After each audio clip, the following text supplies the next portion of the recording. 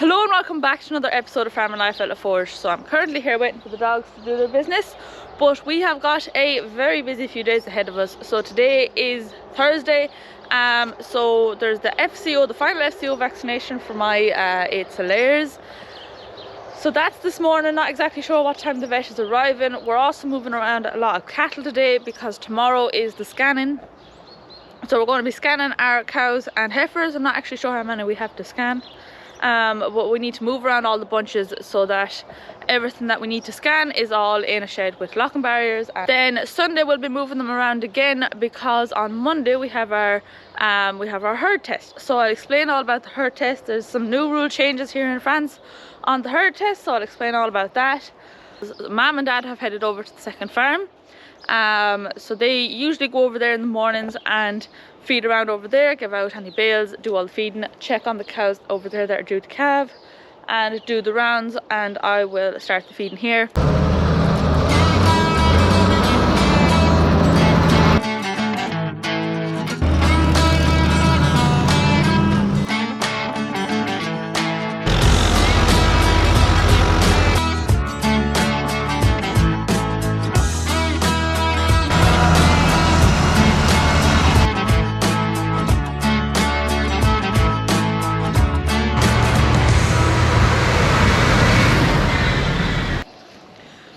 So while Mom and Dad have gone off with Jessie and Paco, so Jessie goes around and does the rounds with Mom and Paco goes off and does the rounds with Dad, I have my two little helpers here, which is Prune and Lexi. So these are two Australian kelpies who help me do the feeding every single morning, and you're just a bundle of energy and you can't wait to get going, huh? Let's go.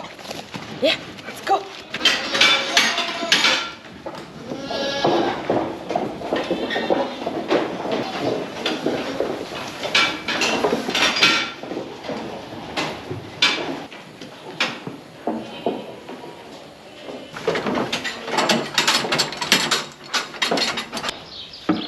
Mom and Dad would have fed these just before they left, so then Dad can refill the barrow with the Emily bucket. So I'll feed them now and then I'll feed them again just before going into breakfast.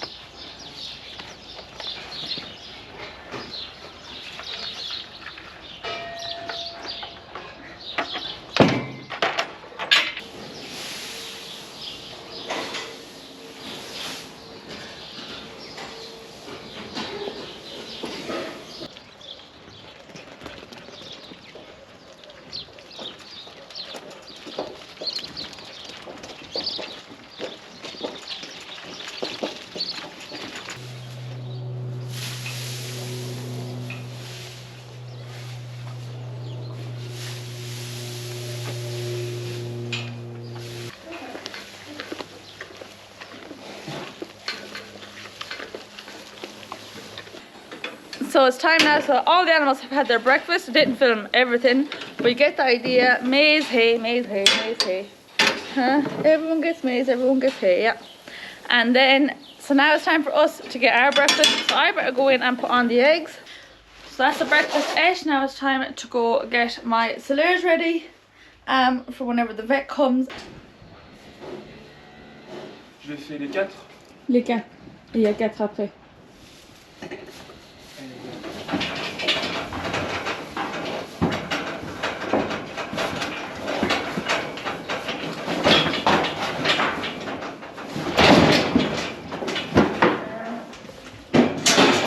$75.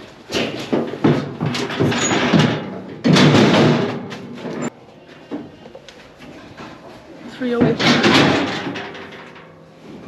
80.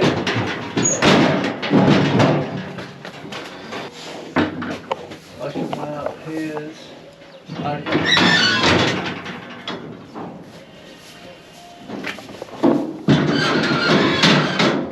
37. 321.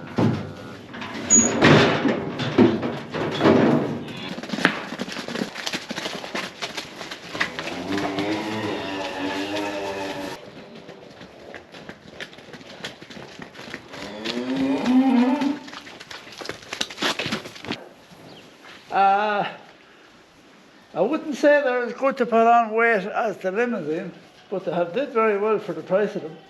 And the way cattle are gone now, she should make money. But there's two there now about ready to go, and we'll give the others an extra little bit just to push them a little bit more than the limousines, because they seem to be a more well, a bit harder to get a bit of weight on.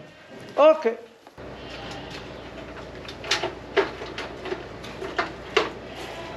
How did they go? Very good. I'm just adding them up now. Not very good. Okay.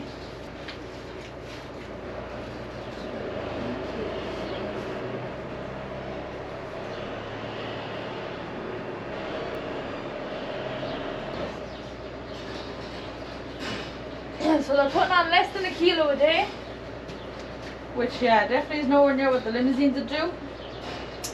So there's two of them that are, like Dan said, over 300 kilos, so they're ready to go. If any of the dealers are coming around, we'll get prices off them. If not, might try them at the mart. And then we'll just be pushing the feed, as Dan said, onto the Waylands. Maybe a bit more soya, I don't know. Pushing them on a little bit more. And hopefully the other 6 will come on just as good as well. So like I said, when we bought them, they were averaging 230 kilos, and it was a very, very bad time in the market, so the prices were very good for us buying. Now prices have gone way up, everything's gone through the roof, so there's that. So I want to see how I get on with these two that are over 300 kilos, because they've put on quite a lot, and yeah, hopefully I should definitely make a bit of money on them anyways. Now time for a quick cup of tea.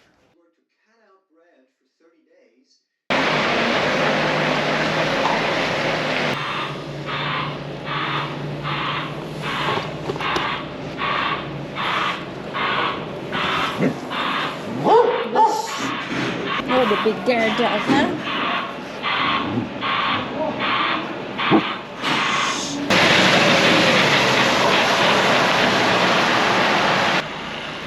So this is distiller's grain. The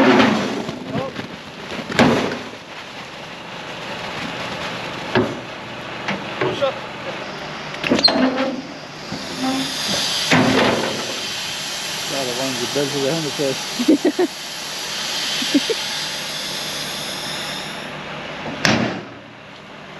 So this is distiller's grain. In Ireland, I think it's called Owen Gold. Now we get this every year to feed the Waylands because it's cheap. It comes up from Marseille.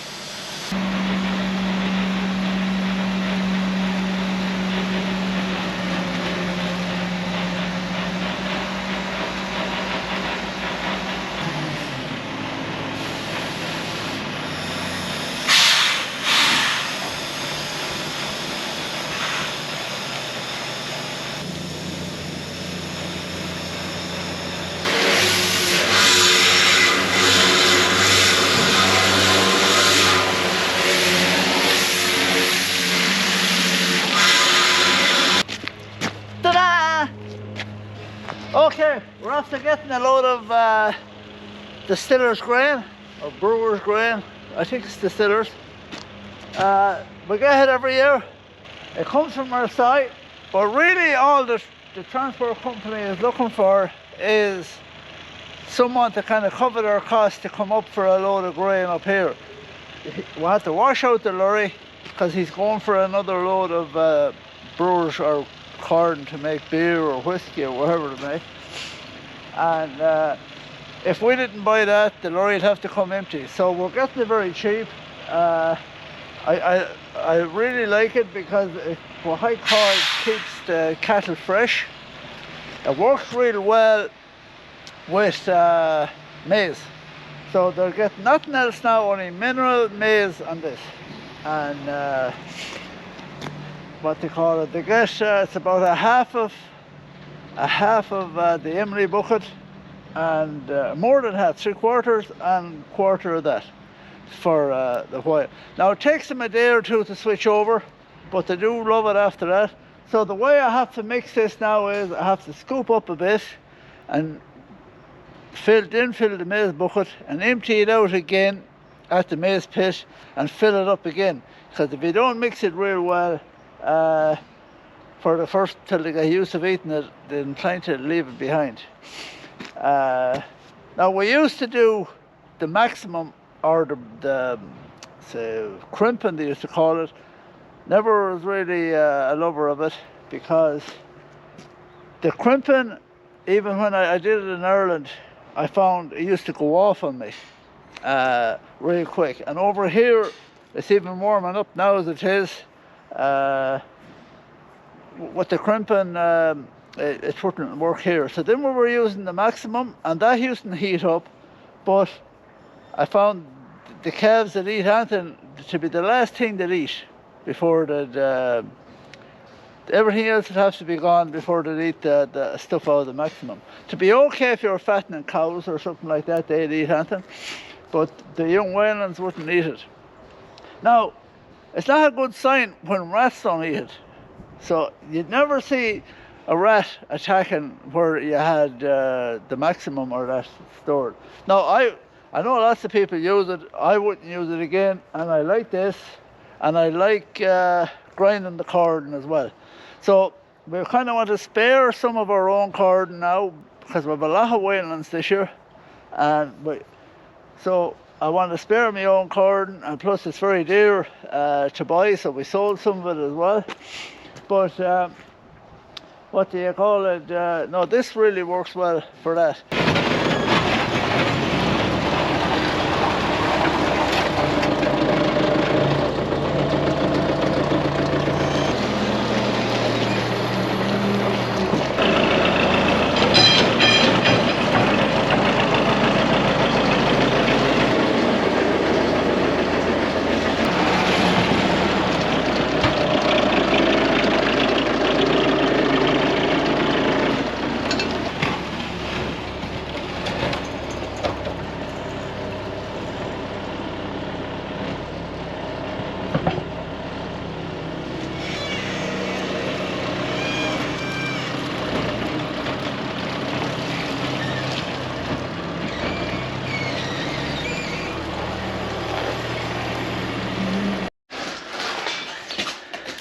Bring it half it.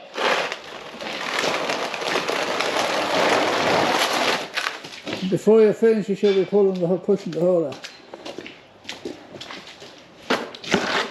You won't push all that without breaking the earth.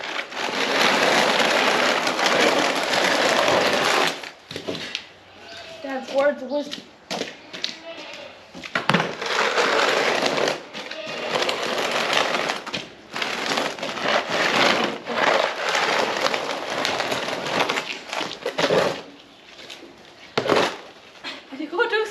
Now here, push the other bit, just make sure you do it right.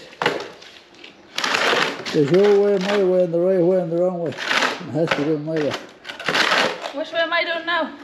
No, you're doing it my way. Only in a lower gear. So right now, Mam is moving the cattle from pen R2 with the big shed out. Dad is cleaning out a few loads of muck out of there, especially at the back. Like he said, he just clear a lot of that out. One, for when that's where the cattle would muck up the most when they're eating, and because we'll be in there scanning tomorrow. And then the driver just called there to say that he's on the way delivering some tyres, so I'll video some of that as well. I'm in here cooking the dinner, and then after the dinner we have to bring in a load of cows from across the road, and then we'll go to the second farm, and we have a lot moving over there as well.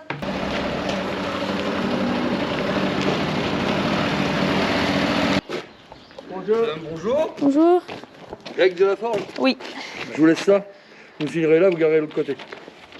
Salut. Put them in there and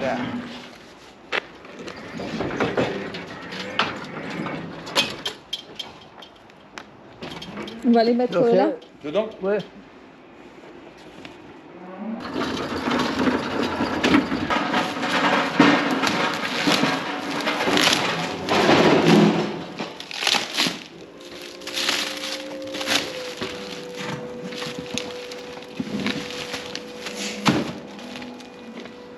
So our tyres, the top ones are for the Hilux. They're kind of an off-road and a road tyre, half and half. That's them. They look okay, and there's 2 tubes for the 5,000. I was looking for second-hand rims and tyres, nearly impossible here. I could get them maybe in Ireland. The freight over and everything was going to cost an arm and a leg. So I bought the new tyres and we have ordered the rims. Now they're 1,000 by 16. I thought these were for the 7,000. Tyres, what did I say? You said for the 5,000. No, for the 7,000. Sorry, these are for the 7,000. They're 1,000 by 16. Now what's on it is 750 18th. They're exactly the same height, but they're too wide. You can't get any wider in an 18. I've tried. No, not over here. So these weren't that expensive, and the tubes, and I have 2 rims coming. So, and I have the 4 wheels for the Jeep, and I have 2 wheels for the Major. So my tyre machine will get a good bit of work.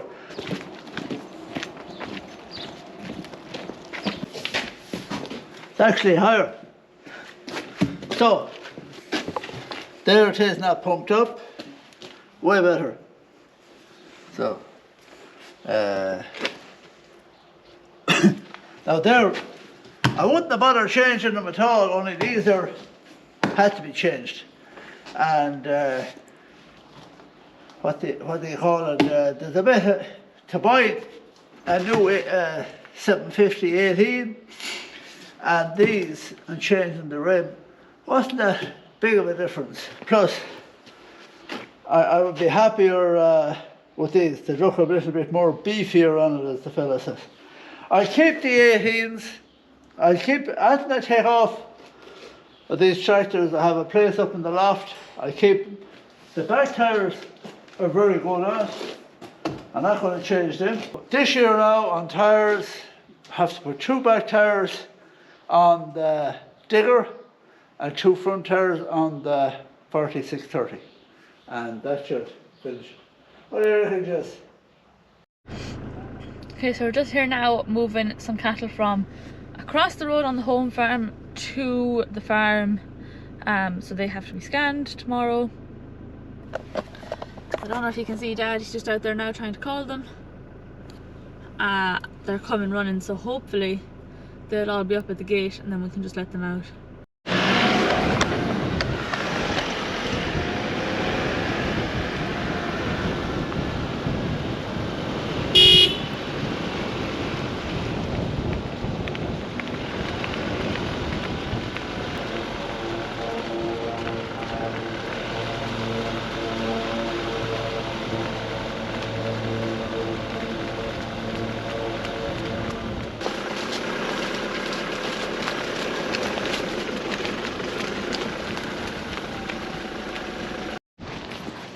So that's the first group of cows going in there now.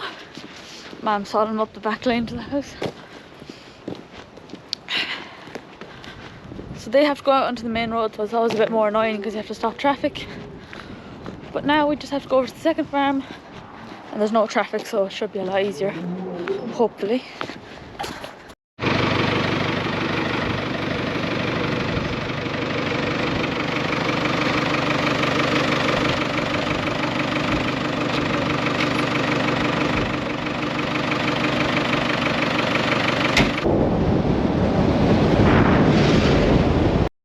So round 2, heifers. I don't particularly like moving heifers, they're always a little bit flightier than cows. So these are ones that are at the other side of the lake, if you've seen the lake on the video of the tour. So I need to stand up that lane where they're northbound and turn them up that lane where there. So that laneway leads up. That laneway leads up kind of the back of the whole yard, so we can get animals from this side to the sheds without having to you can hear that chatting. So that laneway goes along the back of the whole farm, so that any animals that we're bringing from northbound or the other side of the lake, or around here anyways, we can get them over to the sheds or to the crush without having to bring them through the front of the farm. It's a bit wet here because it rained there earlier, and I've got all the rundown off that hill kind of gathers here, but there's a drainway just there where the puddle ends.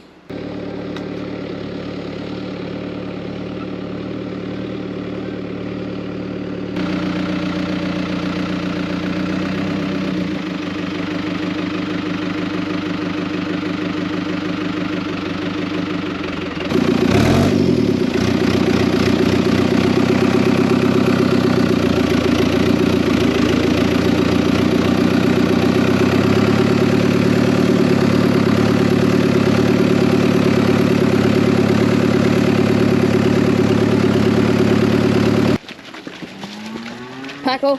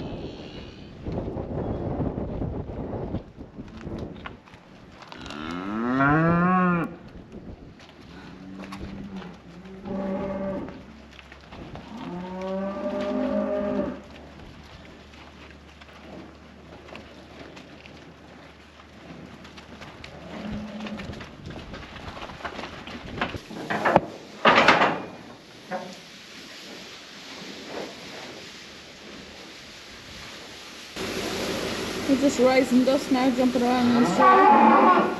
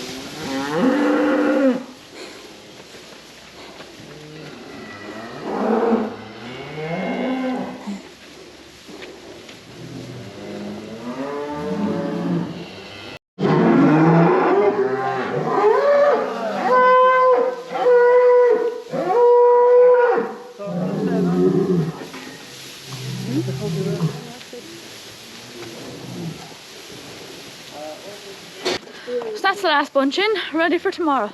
So that is the cattle moved for today. Bit windy. So Mum and Dad are just leaving in a few bales. I'm just opening the gate here. And then we're to go home, do the feeding over there, and be up early for the scanning tomorrow. So that's that for this week's episode. I hope you guys enjoyed it. Thanks for watching, and we'll see you in the next one.